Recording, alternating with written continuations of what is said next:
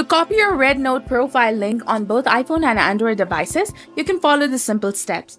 First of all, you have to make sure that you've installed the latest version of REDnote application on your mobile device, and then launch the app and sign in or log into your account. After that, tap on your profile icon located at the bottom right corner of your screen. That is the Me icon. Once you're in your profile page, tap on the arrow icon in the top right corner of the screen, that is beside the scan option. Tap on it, and there you will come across 3 different options, that is Friends, Copy Link, and My QR Code. In the menu that appears, select Copy Profile Link, and you can see the indication that it has been copied to my clipboard. Now your profile link is copied to your device clipboard, and you can paste it into messages, emails, or social media to share your REDnote profile with others.